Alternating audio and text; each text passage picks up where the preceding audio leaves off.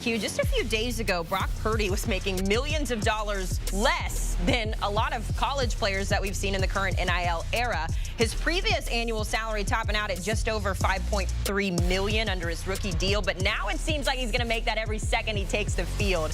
He earns a 5-year extension worth $265 million. That includes 181 of that guaranteed and just over 165 through the first 3 years of that extension. Any way you slice it, he gets a much-needed upgrade at pay. Now, the deal puts him 7th in terms of average annual value behind Dallas's Dak Prescott, Cincinnati's Joe Burrow, and Green Bay's Jordan Love, among others, as you see the numbers there on the screen. Now, Purdy's team did take a page out of Prescott's negotiating tactics. He got a no-trade clause there into his paperwork. So with OTAs underway this week, the team has its franchise quarterback locked up and ready to go. Despite a down year, though, for the 49ers, it was Purdy that stood out in that class of 2022, and he has lived up to it. Through his first 36 starts, he's completed 67.5 of his passes, nearly 9 yards per pass attempt, and his interception to touchdown ratio, 64-27. Not bad there. I wonder what our Pete Prisco would say had he had this information when he handed out grades just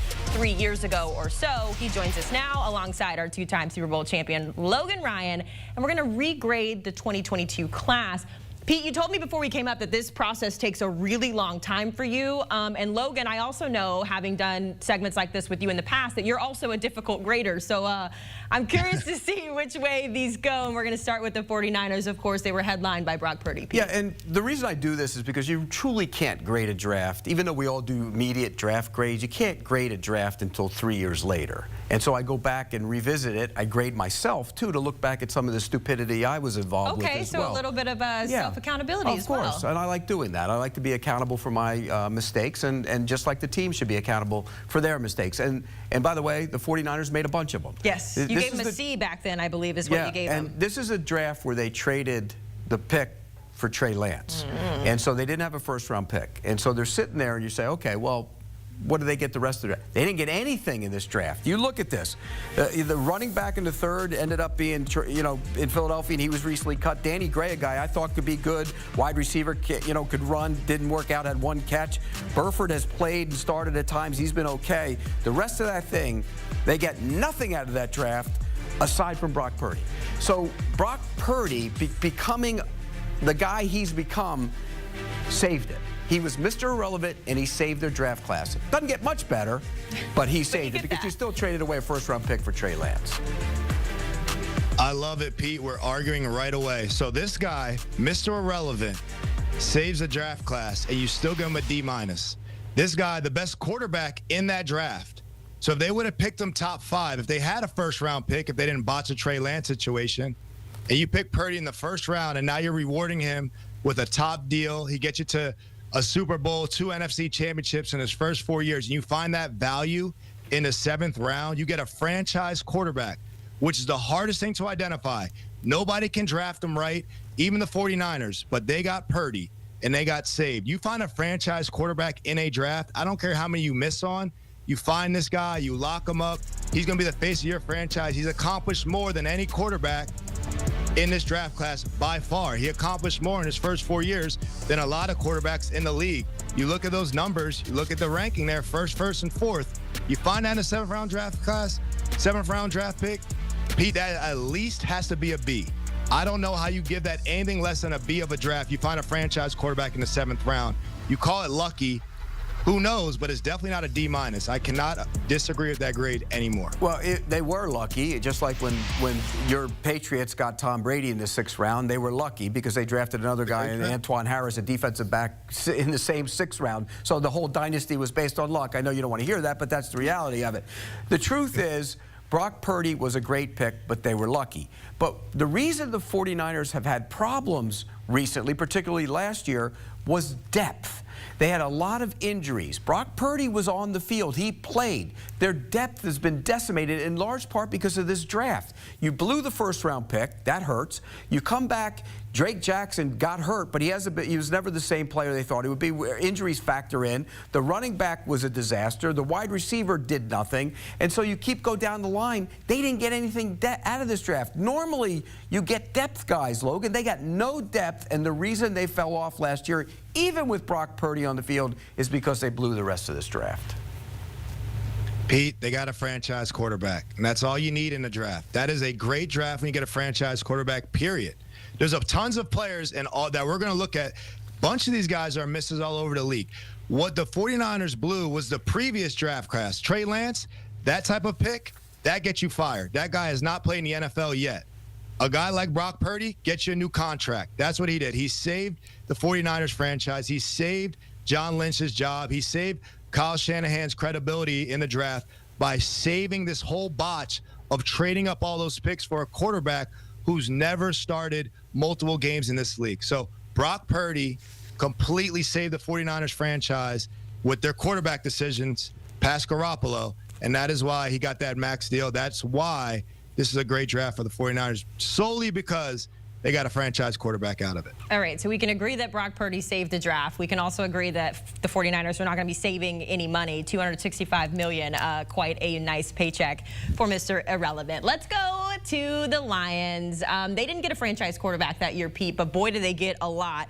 Jamison Williams, Kirby Joseph, and oh, by the way, Aiden Hutchinson as well. When you look back at this draft class and the names you see, it was a B then. I'm going to guess that this is going a little bit higher. It's an A+.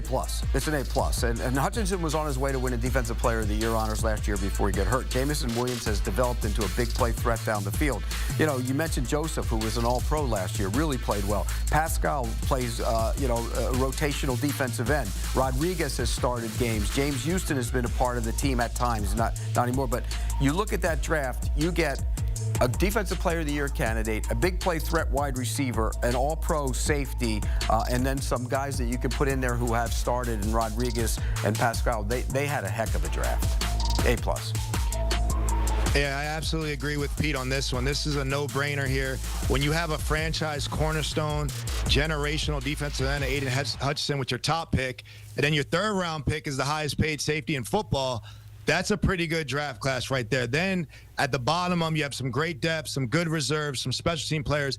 This is exactly what you're looking for in a draft class. This is a home run. Not everyone's going to be Pro Bowlers in a draft class, but this is depth. This is stardom from the top couple rounds, depth to the bottom. This is only done by Pete's favorite team, the Jacksonville Jaguars' stupidity in their previous regime to not draft Aiden Hutchinson.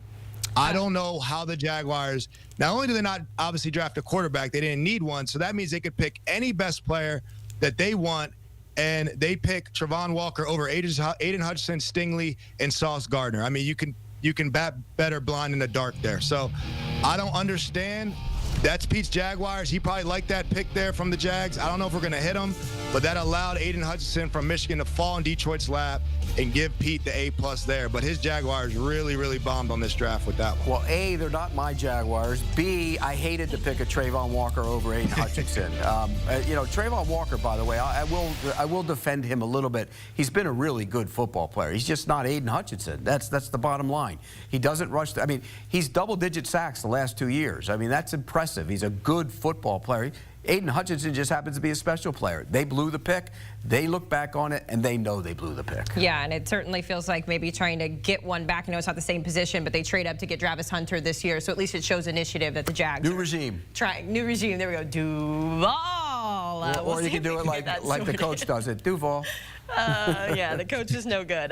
More work there for Liam Cohen. When we talk about coaches, Mike Tomlin, obviously one of the staples in this league. Gentlemen, we know he has never had a losing season as the head coach of the Steelers, but that does not mean that he has always been a good drafter, at least from that head coach spot. Of course, in 2022 was the year that they took Kenny Pickett, 20th overall. I believe they also took George Pickens as well. And obviously, Pete, neither of those guys are there, and nor were they contributors. Yeah, well, I mean, look, when to you a look degree, at winning yeah, well, Pickens was a good player. He just had his problems with the Steelers. And they now we get him in Dallas. It wasn't worth it. They peddled him. So you look at that, that's an issue. But you look at the rest of this, you look at this team right here. Okay, you Pickett, bust for them, where they drafted him. They forced the quarterback. Pickens, not there anymore. Leo is a backup. Austin would have been a backup, but now he's going to be a starter because Pickens isn't there.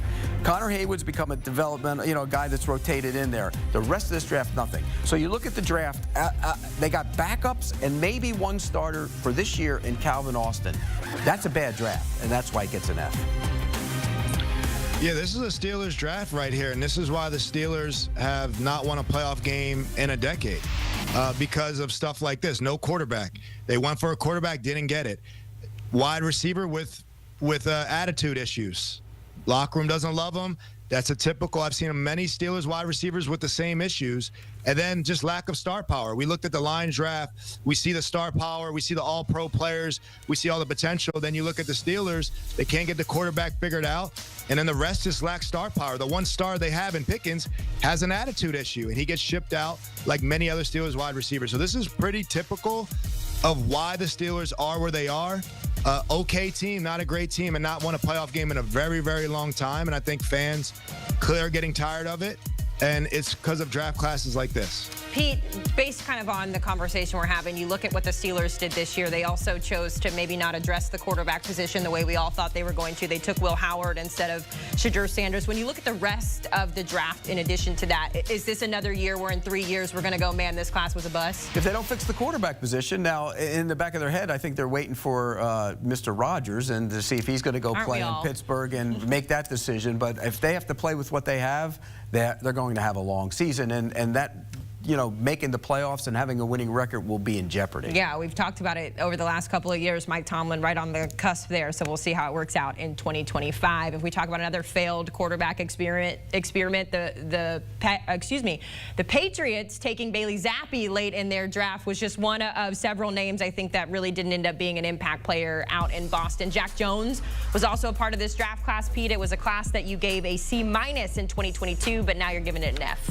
Yeah, and this is Bill's lasting legacy in New England. This is why Bill Belichick is not the coach of the New England Patriots, because Bill Belichick, the general manager, was very bad at what he did late in his career. There were big moments for him, but you look at this. Cole Strange, everybody thought he was a reach at the time. He was, and he's been banged up by injuries. He's going to fight for a job this year. Tyquan Thornton, a guy I thought was going to be really good, busted, not there anymore, now in Kansas City. Marcus Jones is the only, he's a nickel corner, but he's the only legitimate starter that's left right now on that team if Cole Strange doesn't win his job. That's a terrible draft. Bill Belichick, at the end of his career, had problems drafting, and that's why the New England Patriots went in the toilet. Logan, what do you think when you see this draft class and just how your New England Patriots have fared over the last few years? What do we think? Well, I love how Pete also mentioned at the end of his career he didn't know how to draft. He got it right with me. But, yeah, absolutely. I mean, they cannot draft Wow. Yeah, I mean, look, great value there.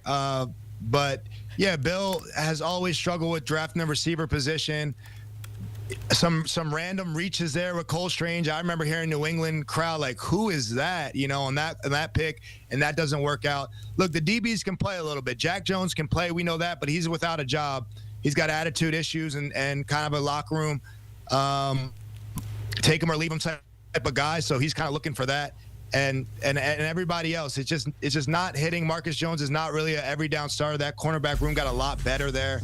So Bailey Zappi, clearly when you draft a quarterback, go hopefully find a Brock Purdy. These guys cannot all play at that level. Bailey Zappi cannot. So no one here is going to be in the league very long. You see that at the bottom there. So this is a seal in Bill's fate there, and this is why he's not the coach of the New England Patriots.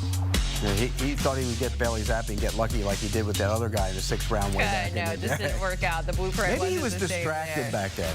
When that was, yeah, maybe he was distracted. You're trying to get us in trouble, Pete. So we're going to move on here. Our producer, Michael Bonavita, also mentioning that Marcus George is 5'8", so quite a small guy there. We'll see how his career continues there at that height. Let's talk about the Jets, gentlemen. Obviously, we know they have the longest playoff drought in NFL history, going on 14 seasons. I believe they're looking at 15 if they can't make it this year. However, Pete, that year's draft class was phenomenal. Sauce Gardner, Garrett Wilson, Jermaine Johnson, and that's just a few of the headliners in that group. How would you regrade them when you see how it's all worked out? It's an A+.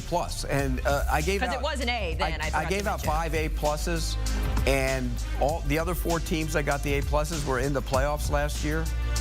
And the only one that wasn't was the Jets. The lesson, and I wrote about this at the top, is if you don't have your quarterback, it doesn't matter how good you draft. Yeah, very true. And they didn't have Rodgers in 2023 when he got hurt. They had a banged-up Rodgers last year, and ultimately they paid the price because of this. But look at this draft. Sauce Gardner, an elite corner, didn't play as well last year, but an elite corner. Garrett Wilson becoming a really big-time wide receiver. Jermaine Johnson can rush the passer. Breece Hall.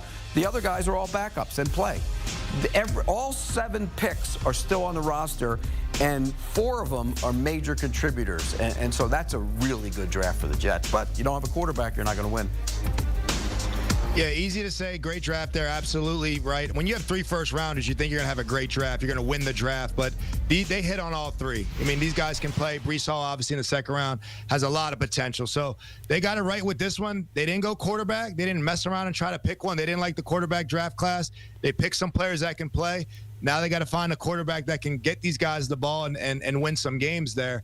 But that all makes my point, Pete, why Brock Purdy in the 7th round gives you an A+ of a draft. So all these teams haven't done it. That's why these guys that got pretty bad grades. But thank you for making my point in the end. I love winning a segment. Because Brock Purdy and all that depth got them to the playoffs last year, in case you were wondering. Did you see the 49ers? How'd they do in the postseason last year? Were they good? I don't know. I got a Super Bowl helmet somewhere from the 49ers there. Purdy got me something. That was a couple years somewhere ago. behind me. That was when everybody was healthy and they didn't need the depth. Yep. Great value from our 3rd-round draft pick, Logan Ryan, out there advocating for himself, standing on business. Logan, we love to see it. Pete, always a good time having you here in studio. The NFL is going to be back before you know it. In the meantime, get used to making CBS Sports HQ a part of your daily rotation. We give you up-to-the-minute analysis, highlights. Sometimes we get our experts going head-to-head with our former players, like you just saw between Pete and Logan, all for free 24/7 on Paramount Plus and on the CBS Sports app.